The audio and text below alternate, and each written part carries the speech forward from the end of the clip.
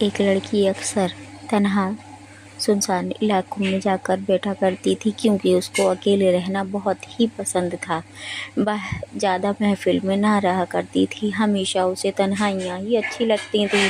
یہ اس طرح جیا کرتی تھی جیسے کہ اس کا کوئی نہیں ہے، بس یوں ہی اپنی مستی میں رہا کرتی تھی، مگر ہمیشہ خدا کو یاد کرتی تھی، خدا سے بات کیا کرتی تھی، ہمیشہ اپنے رب کو ہی اپنے ساتھ سمجھا کرتی تھی، اور اس کو دنیا کی کسی بھی چیز سے محبت نہ تھی۔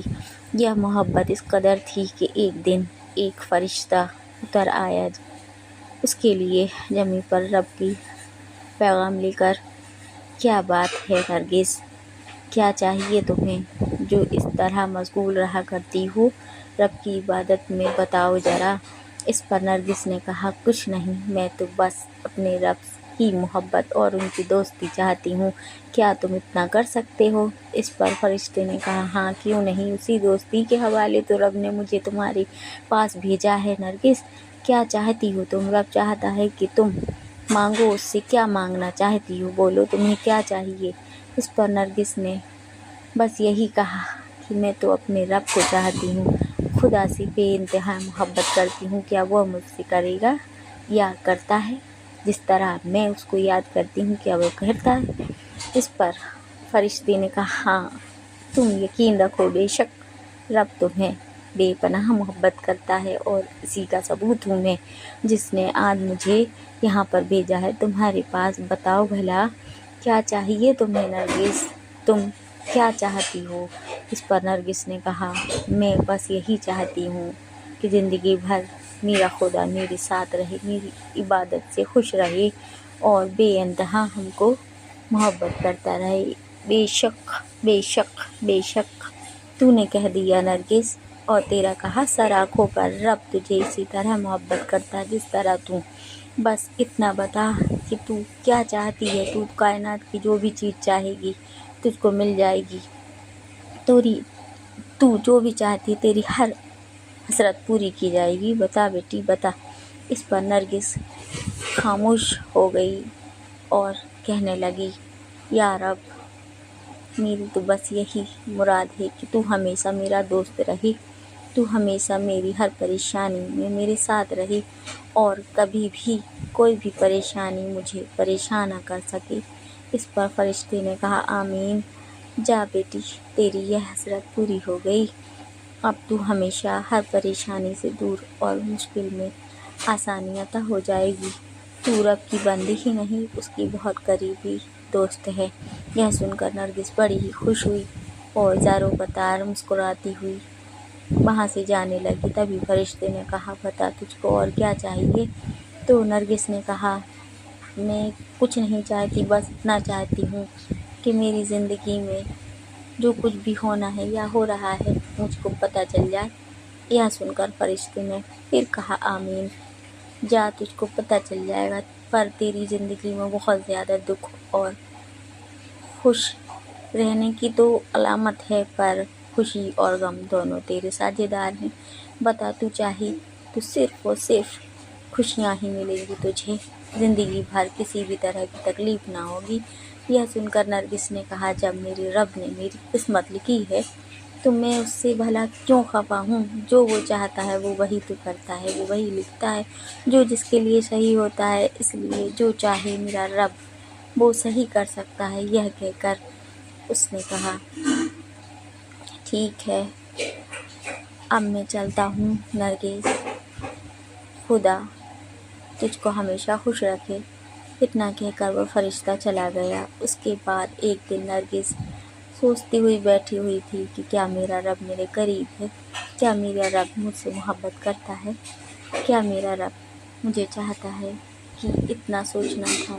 ٹھنڈی ٹھنڈی ہوائیں پیاری پیاری خوشبو بکھیرتی ہوئی اس قدر رنگ برنگی اندر دھنس کی سی تنہائیوں میں بکھر گئی، اس کی روشنی اندر دھنس کی، اور جب دیکھا اس نے آنکھ اٹھا کر تو ایک خوبصورت نوجوان ماں کا چھیل چھبیلا اس کے سامنے کھڑا تھا روبرو۔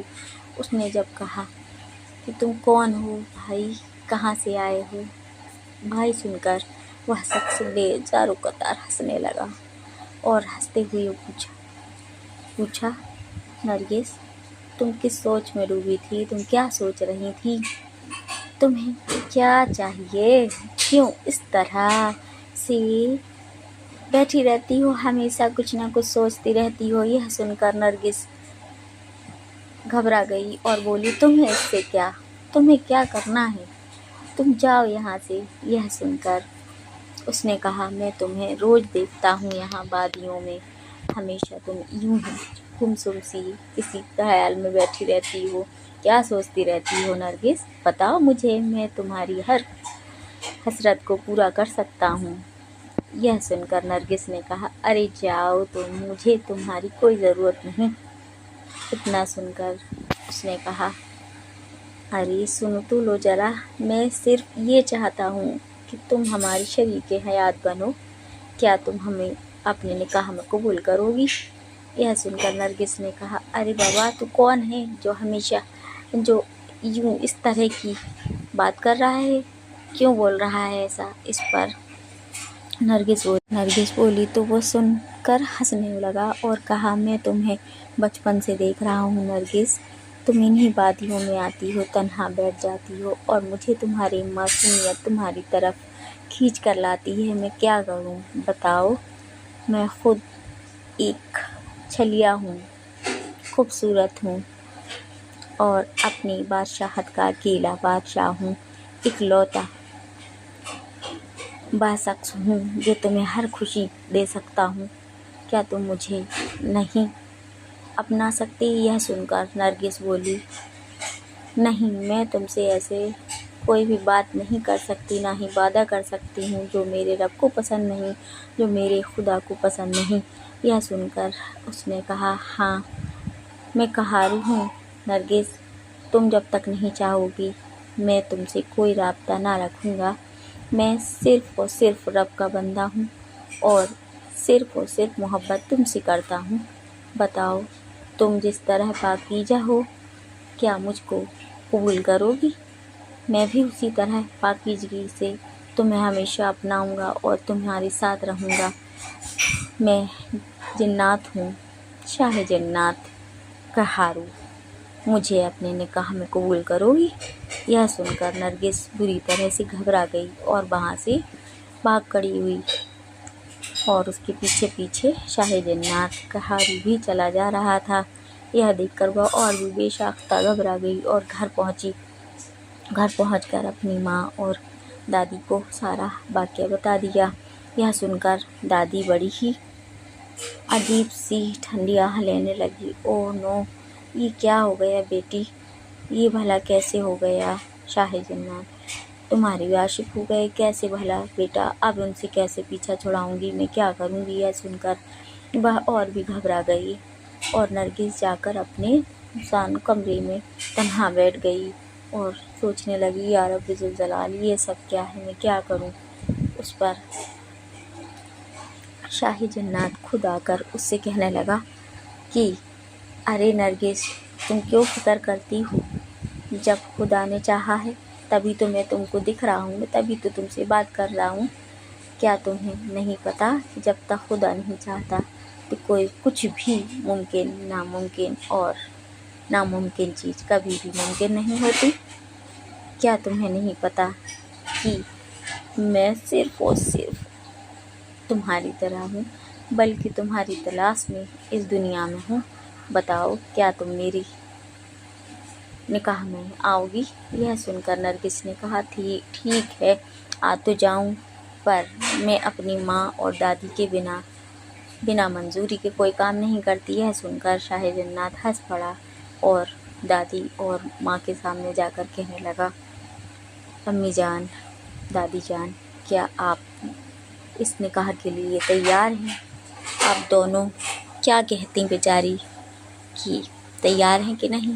पर हाँ, दोनों ही तैयार हो गईं और इसी कश्मकश में थीं कि क्या वो खुश रख पाएगा उनकी बेटी को।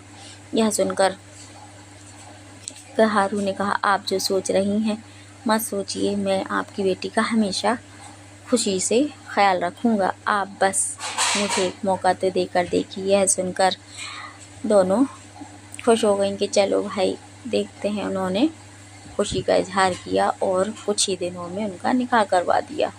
निकाह करवाने के बाद अब नरगिस तो हवाओं में रहा करती, फिजाओं में उड़ा करती और खुशबू सी लहराती फिरती। इतना खुश नसीब उसका ना मुकद्दर चमक गया था कि जो भी देखता वो कहता वाह क्या बात है, वाह क्या शान है। किस्मत करीब की इस तरह भी बदला करती है। बस फिर क्या था, शाही जन्नत के साथ नरगिस अपनी खुशी खुशहाली के साथ ज़िंदगी गुजारने लगी और एक खूबसूरत परी की तरह लहराती हुई घूमती रहती और वादियों में घूमती फिरती और रब से दुआएं किया करती कि या रब तेरा शुक्र है, तेरा शुक्र है, तेरा शुक्र है। एक दिन कहारू को जाना पड़ा अपने देश और उसने विदा ली। नरगिस से कहा मैं तुमसे मिलूँगा बहुत जल्द, पर अभी मुझे जाना होगा क्योंकि मैं कबीले का सरदार हूँ और मुझको देखना पड़ेगा, उत्तराधिकारी हूँ ना, मैं अकेला इकलौता एक बारिश हूँ, तो मुझको जाकर देखना पड़ेगा भाई कि क्या हुआ है क्या नहीं मेरे इलाके में। और तुम यहाँ रहना अच्छे से, कोई भी दिक्कत परेशानी ना होगी। तुम्हारे लिए मैंने गुलाम छोड़ रखे हैं, तुम्हारी मदद के लिए मैंने बहुत सारे पेड़ पौधों की छाँव में छुपा रखे हैं बर्ड, और बहुत सारे जन्नात, बहुत सारी मखलूक़ात छुपी हुई है। तुम घबराओ मत, वो सब तुम्हारी हिफाजत करेंगे। यह कहकर के हारून से विदा लेकर अपने देश चला गया और वहाँ पर जंग हो रही थी दूसरे कबीले के सरदार से। तो साथ में रहकर फिर कुछ दिन उसने जंग लड़ी और उसको फतह करके अपनी डगरिया यानी नरगिस के पास आ गया और खुशी खुशहाली से सब लोग रहने लगे।